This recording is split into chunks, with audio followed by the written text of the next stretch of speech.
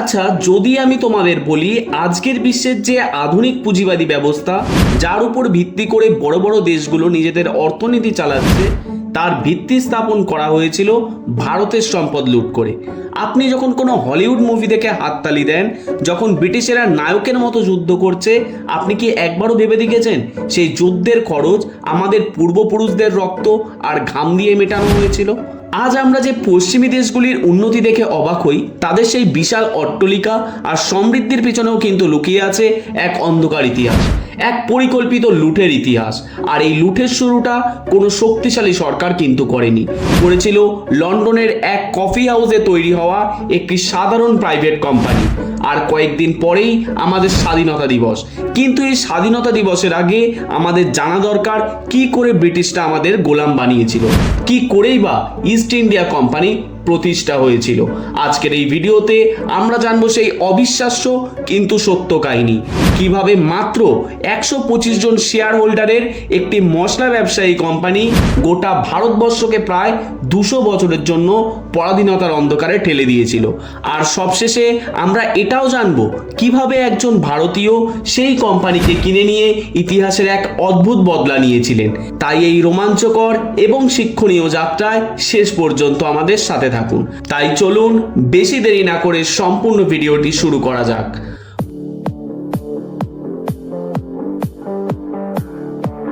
প্রথম চ্যাপ্টার, মশলার লোড এবং কোম্পানির জন্ম। এই গল্পের শুরুটা হয়েছিল আজ থেকে 400 বছরেরও বেশি আগে, ষোড়শ শতকে। তখন ইউরোপের মশলার চাহিদা ছিল আজকের দিনের পেট্রোল ও সোনার মতো, কারণ তখন ফ্রিজ ছিল না। তাই মাংস সংরক্ষণ করার জন্য কিন্তু মশলার ব্যবহার ছিল অপরিহার্য। পাশাপাশি মশলা ছিল আভিজাত্য এবং ক্ষমতার প্রতীক। সেই সময় এই মশলার ব্যবসার উপরই একচেটিয়া অধিকার ছিল ডাচ ও ওলন্দাজদের। তাদের ডাচ ইস্ট ইন্ডিয়া কোম্পানি ছিল বিশ্বের সবথেকে শক্তিশালী কোম্পানি। 1599 সালে ডাচ ব্যবসায়ীরা হঠাৎ করে গোলমরিচের দাম পাউন্ড প্রতি 5 শিলিং বাড়িয়ে দেয়। এই ঘটনা লন্ডনের ব্যবসায়ীদের মধ্যে কিন্তু আগুন জ্বালিয়ে দেয়। তারা সিদ্ধান্ত নিলেন আর ডাচদের উপর তারা নির্ভর করে থাকবে না। তারা নিজেরাই ইংল্যান্ডের পূর্ব দিকে গিয়ে সরাসরি মশলার ব্যবসা করবেন। 24শে সেপ্টেম্বর 1599 লন্ডনের লিডেনহল স্ট্রিটে 24 জন ধনী ব্যবসায়ী একটি মিটিং করলেন। তারা সবাই মিলে তৎকালীন সময়ে বিশাল অঙ্কের পুঁজি প্রায় 72,000 পাউন্ড নিয়ে একটি নতুন কোম্পানি খোলার সিদ্ধান্ত নিলেন। কিন্তু ব্যবসা করতে গেলে চাই রাজকীয় অনুমতি। তাই তারা গেলেন তদানীন্তন ইংল্যান্ডের রানী কুইন এলিজাবেথ প্রথমের কাছে। 31 ডিসেম্বর 1600 সাল রানী এলিজাবেথ এই কোম্পানি ব্যবসা করার জন্য একটি রয়্যাল চার্টার বা রাজকীয় সনদ প্রদান করেন। এই সনদের মাধ্যমে কোম্পানিটি পূর্ব দিকে অর্থাৎ ভারত ও দক্ষিণ পূর্ব এশিয়ায় 15 বছরের জন্য কিন্তু ব্যবসা করার একচেটিয়া অধিকার পায়। কোম্পানির আনুষ্ঠানিক নাম ছিল governor and company of merchant of London trading into the east India's, যা পরে ব্রিটিশ ইস্ট ইন্ডিয়া কোম্পানি নামে পরিচিত হয়। রানী এলিজাবেথ এই কোম্পানিকে শুধু ব্যবসার অধিকারই দেয়নি, দিয়েছিলেন কিছু অবিশ্বাস্য ক্ষমতাও, যা কোনো সাধারণ কোম্পানিকে কিন্তু দেওয়া হয় না। যেমন নিজেদের আইন তৈরি করার ক্ষমতা, নিজস্ব মুদ্রা ছাপানোর অধিকার, এমনকি নিজেদের নিরাপত্তার জন্য ছোটখাটো সেনাবাহিনী এবং দুর্গ নির্মাণের অধিকারও। রানীর হয়তো বিন্দুমাত্র ধারণা ছিল না তার দেওয়া এই ক্ষমতাগুলোই একদিন একটি প্রাইভেট কোম্পানিকে আস্ত একটি সাম্রাজ্য গড়ে তুলতে সাহায্য করবে। চ্যাপ্টার 2, ভারতের প্রথম পদক্ষেপ এবং মুঘলদের সাথে সাক্ষাৎ। যখন ইস্ট ইন্ডিয়া কোম্পানি ভারতে পা রাখার চেষ্টা করছে, তখন ভারত কোনো দুর্বল বা অসংগঠিত দেশ কিন্তু ছিল না। তখন এখানে ছিল বিশ্বের অন্যতম শক্তিশালী এবং ধনী সাম্রাজ্য মুঘল সাম্রাজ্য। সম্রাট জাহাঙ্গীরের শাসনকালে ভারতের অর্থনীতি এতটাই শক্তি ছিল যে এটি বিশ্বের মোট জিডিপির কিন্তু 25% নিয়ন্ত্রণ করত। অন্যদিকে ব্রিটেন ছিল একটি ছোট, গরিব এবং কৃষিভিত্তিক দেশ। 1608 সালে কোম্পানির প্রথম অফিসিয়াল দূত ক্যাপ্টেন উইলিয়াম হকিন্স হেক্টর নামক একটি জাহাজে করে ভারতের সুরাট বন্দরে পৌঁছান। তার উদ্দেশ্য ছিল মুঘল সম্রাট জাহাঙ্গীরের কাছ থেকে ব্যবসার অনুমতি আদায় করা, কিন্তু মুঘল দরবারে তখন কিন্তু পর্তুগিজদের প্রভাব অনেক বেশি ছিল। তাদের ষড়যন্ত্রের কারণে কিন্তু হকিন্স ব্যর্থ হয়ে ফিরে যান, কিন্তু ব্রিটিশরা কিন্তু হাল ছাড়ার পাত্র ছিল না। কয়েক বছর পর 1615 সালে ইংল্যান্ডের রাজা জেমস প্রথমের ব্যক্তিগত দূত হিসাবে স্যার টমাস রো ভারতে আসেন। রো ছিলেন একজন অত্যন্ত বিচক্ষণ এবং ধৈর্যশীল কূটনীতিবিদ। তিনি বুঝতে পেরেছিলেন যে মুঘলদের সাথে জোর করে কিছু হবে না, সম্মান দিয়ে এবং উপহার দিয়ে মন জয় করতে হবে। তিনি প্রায় 3 বছর ধরে চেষ্টা করার পর সম্রাট জাহাঙ্গীরকে বোঝাতে সক্ষম হন এবং সুরাটে একটি ফ্যাক্টরি বা বাণিজ্য কুটির স্থাপনের অনুমতি পান। মনে রাখবেন, এই ফ্যাক্টরি মানে কিন্তু কোনো উৎপাদন কেন্দ্র ছিল না, এগুলি ছিল সুরক্ষিত গুদামঘর যেখানে কোম্পানি তাদের কেনা পণ্য মজুত রাখবে। সুরাটের সাফল্যের পর তারা ধীরে ধীরে মাদ্রাজ ও বোম্বাইতেও কিন্তু নিজেদের কুঠি স্থাপন করে। মজার ব্যাপার হলো, বোম্বাই শহরটি তারা পর্তুগালের রাজার কাছ থেকে ইংল্যান্ডের রাজা দ্বিতীয় চার্লসের বিয়ের যৌতুক হিসাবে পেয়েছিল, আর রাজা সেই শহরটির নামমাত্র ভাড়ায় ইস্ট ইন্ডিয়া কোম্পানিকে কিন্তু দিয়ে দিয়েছিল। চ্যাপ্টার 3, খেলার নতুন মোড় এবং পলাশির বিশ্বাসঘাতকতা। খেলার কিন্তু আসল মোড় ঘুরল অষ্টাদশ শতকে। 1707 সালে সম্রাট ঔরঙ্গজেবের মৃত্যুর পর শক্তিশালী মুঘল সাম্রাজ্য দ্রুত কিন্তু দুর্বল হতে শুরু করে। বিভিন্ন প্রদেশের শাসকরা, যাদের নবাব বা সুবেদার বলা হতো, তারা কিন্তু দিল্লির নিয়ন্ত্রণ অস্বীকার করে নিজেদের স্বাধীন ঘোষণা করতে শুরু করে। আর এই রাজনৈতিক অস্থিরতার সুযোগেরই অপেক্ষায় ছিল ধূর্ত ইস্ট ইন্ডিয়া কোম্পানি। কোম্পানির কিন্তু তীক্ষ্ণ দৃষ্টি ছিল ভারতের সবচেয়ে ধনী প্রদেশ বাংলার উপর। 1756 সালে 23 বছর বয়সে বাংলার নবাব হন সিরাজউদ্দৌলা। তিনি ছিলেন একজন তরুণ, স্বাধীন চেতা এবং দূরদর্শী শাসক। তিনি শুরু থেকেই ব্রিটিশদের চক্রান্ত সম্পর্কে কিন্তু সচেতন ছিলেন। তিনি কোম্পানির 2টি কাজের তীব্র বিরোধিতা করেন। 1, কলকাতায় বিনা অনুমতিতে দুর্গ নির্মাণ করা, এবং 2, দস্তক বা বিনা শুল্কে ব্যবসার অনুমতিপত্রের ব্যাপক অপব্যবহার, যার ফলে নবাবের কোষাগারে কিন্তু বিপুল ক্ষতি হচ্ছিল। সিরাজের এই কঠোর মনোভাবে ক্ষুব্ধ হয়ে ওঠে কোম্পানির গভর্নর রবার্ট ক্লাইভ, যিনি ছিলেন একাধারে সাহসী, অন্যদিকে কিন্তু অত্যন্ত ধূর্ত। তিনি এক ভয়াবহ ষড়যন্ত্রের জাল বুনেন। তিনি সিরাজের প্রধান সেনাপতি মির্জাফরের সাথে যোগাযোগ করেন এবং তাকে বাংলার নবাব বানানোর লোভ দেখান। এই ষড়যন্ত্রে ক্লাইভের সঙ্গী হন বাংলার সবচেয়ে ধনী মহাজন জগৎ শেঠ এবং ব্যবসায়ী উমিচাঁদ।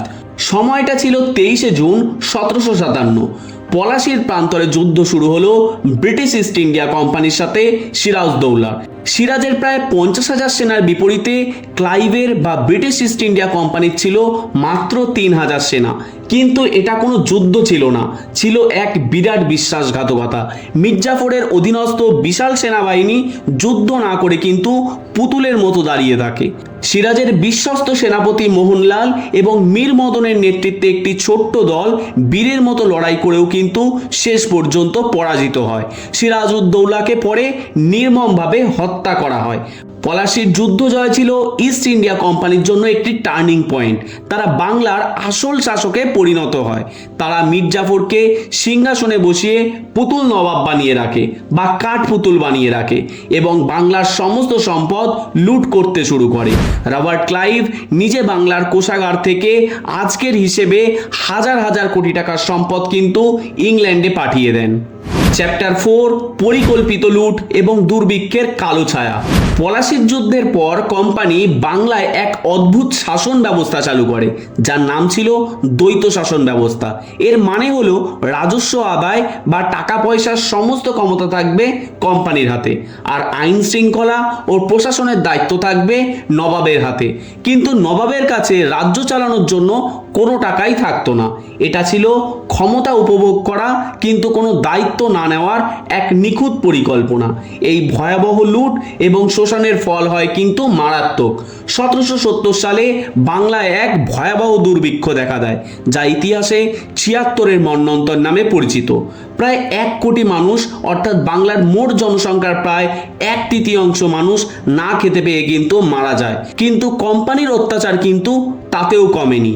তারা ট্যাক্স আদায় বন্ধ করা তো দূরের কথা, বরং ট্যাক্সের পরিমাণ আরও বাড়িয়ে দেয়। এমনকি যে কৃষকরা মারা গিয়েছিল তাদের ট্যাক্সে তাদের জীবিত প্রতিবেশীদের উপর চাপিয়ে দেওয়া হয় এবং জোর করে সেই কর আদায়েরও ব্যবস্থা করা হয়। এরপর 1764 সালে বক্সারের যুদ্ধ জিতে কোম্পানি বাংলা, বিহার ও উড়িষ্যায় সম্পূর্ণ দেওয়ানি বা রাজস্ব আদায়ের কিন্তু আইনগত অধিকার পেয়ে যায়।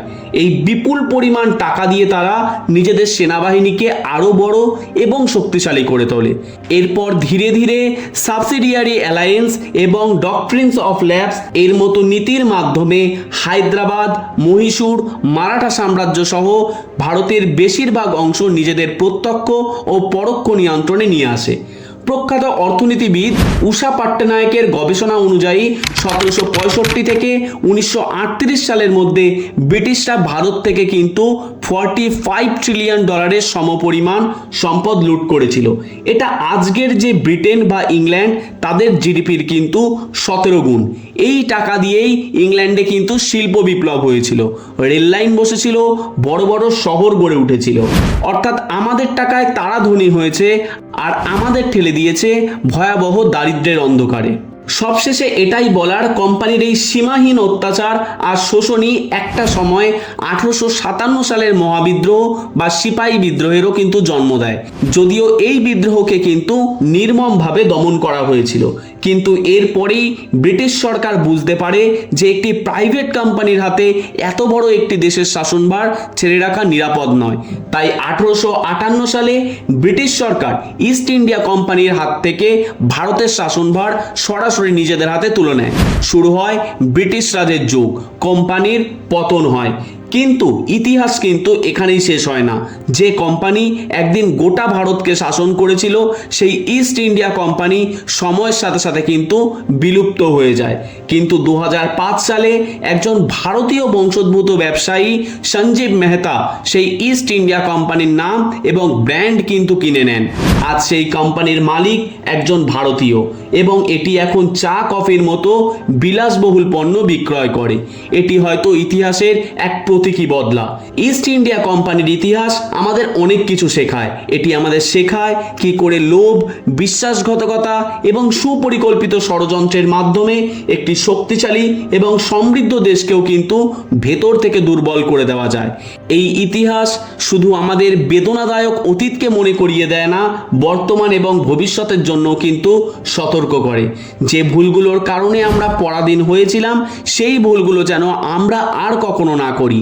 আমাদের জানতে হবে আমাদের শিকড়, আমাদের ঐতিহ্য এবং আমাদের সংগ্রামের ইতিহাস। তবেই আমরা আমাদের কষ্টার্জিত স্বাধীনতার আসল মূল্য বুঝতে পারবো। তাই স্বাধীনতার এত বছর পরেও আমাদের কিন্তু ভাবিয়ে তোলে ইস্ট ইন্ডিয়া কোম্পানি কিভাবে প্রতিষ্ঠিত হয়েছিল আর ব্রিটিশরা কি করেই বা এত বছর আমাদের উপর শোষণ চালিয়েছিল। যদি এই ভিডিওটি আপনার ভারতের ইতিহাস সম্পর্কে জানতে একটুও সাহায্য করে থাকে, তাহলে অবশ্যই ভিডিওটি লাইক করুন, আপনার বন্ধু ও পরিবারের সাথে শেয়ার করুন, যাতে সবাই এই অজানা ইতিহাস জানতে পারে। এবং আমাদের চ্যানেলটিকে কিন্তু সাবস্ক্রাইব করতে ভুলবেন না। আর আপনাদের সবাইকে কিন্তু স্বাধীনতা দিবসের অগ্রিম শুভেচ্ছা রইল। জয় হিন্দ।